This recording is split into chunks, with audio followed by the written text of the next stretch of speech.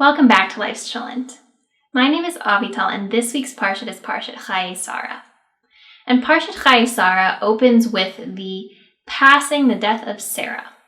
And Abraham, the first thing that the Parsha sort of talks us through is that Abraham goes ahead and purchases the cave of Machpelah so that he can bury his wife and he can have sort of an area in which he will be able to bury the dead of his people in time.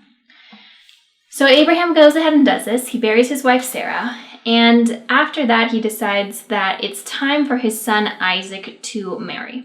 But Abraham is pretty old at this point, and so what does he do? He sends Elazar, his sort of trusted servant, to go back to Abraham's homeland and to find a wife for Isaac.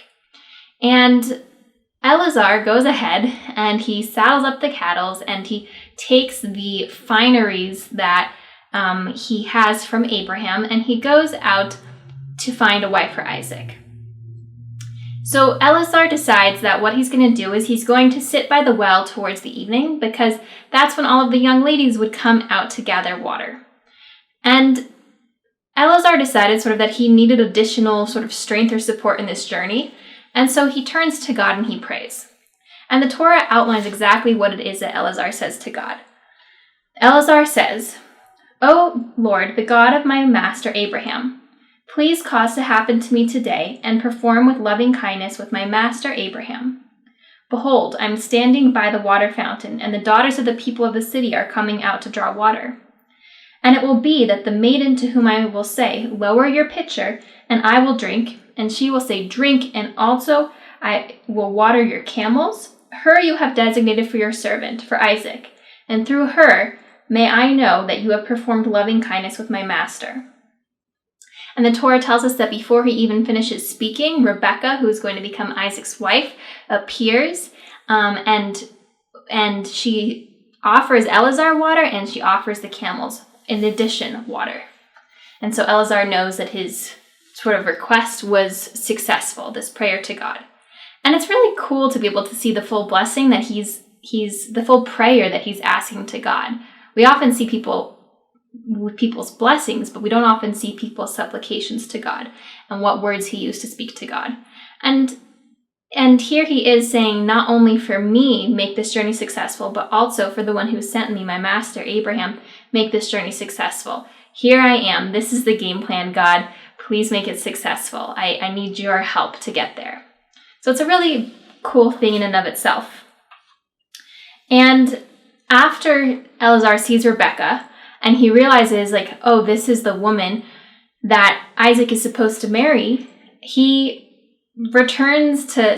returns to speaking to God, and he says, "Blessed is the Lord, the God of my master Abraham, who has not forsaken his loving kindness from his truth for my master. As for me, the Lord led me on the road to the house of my master's kinsman."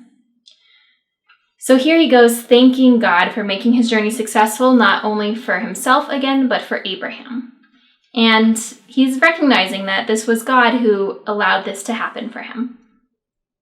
So Elazar asks Rebekah if there's a place that he can lodge, and Rebekah says, "Yes, come lodge with my family." And so Elazar goes home with Rebekah, and he meets Laban, who is Rebekah's brother and also Rebekah's mother. And he explains to them this entire journey and process that he's been through, that Abraham sent him, that God blessed him, that he prayed to God, and here she was, Rebekah. And he asks if Rebekah can be the one to marry Isaac. And Rebekah's mother and Laban agree. And before Rebekah leaves her homeland to go back with Elazar to Isaac to marry him, Rebekah's family blesses her. And they say, "Our sister, may you become thousands of myriads, and may your seed inherit the cities of their enemies." So another blessing. First, we had Elazar praying to God and then offering thanks. And here we have Rebekah's family ahead of this journey. They don't know if they'll see her again, and they're blessing her that her children should be able to be victorious over their enemies, in essence. And so that's that. Rebekah and Elazar get back on their way, and they return to the house of Abraham and Isaac. And on their way, when they're approaching, they see Isaac in the field. And the Torah tells us that Isaac went forth to meditate in the field towards evening, and he lifted his eyes and saw, and behold, camels were approaching. So what's really cool about this Parsha is that we have a lot of different versions of prayer happening. Again, we had Eleazar praying to God and then offering thanks. We have Rebekah's family blessing her ahead of her journey. And now the Torah gives us this instance of Isaac meditating in the field. And what can we take away from this? What can we take away from the Torah putting these three different types of blessings together? It's that they are all very important. We have prayer and thanksgiving, which would be things that are words spoken, maybe they're internally spoken words, but they're verbalized. You're saying, thank you for this thing. I would like this thing to happen. It's a conversation, either with God or with other people, with yourself, but it's a conversation where it's being verbalized and it's being spoken. And then we have Isaac, who is our forefather, so his actions we can take as being holy and great. And he is out there meditating, and the Torah doesn't tell us what he says. The Torah tells us what the people who were praying and offering thanks and blessings, it tells us the exact text of what they say, but it doesn't give us any insight into what Isaac was meditating about in the field. It just tells us that he was in the field meditating towards evening, and then he looked up and he saw that they were approaching. And there's something beautiful about the privacy of internal meditation and thought and prayer. It's so important to reflect within ourselves, and it doesn't need to involve spoken word or supplication or conversation. It's an internal thought. You don't have to move your lips. You don't have to speak. You're just meditating and ruminating in thoughts.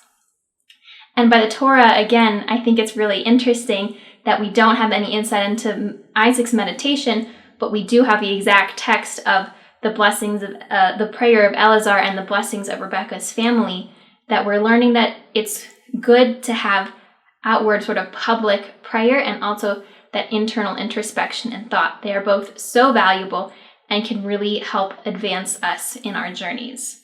And so I hope we can all take away that valuable lesson from this week's Parsha. I wish you all a wonderful week and a Shabbat Shalom, and I look forward to speaking with you next time.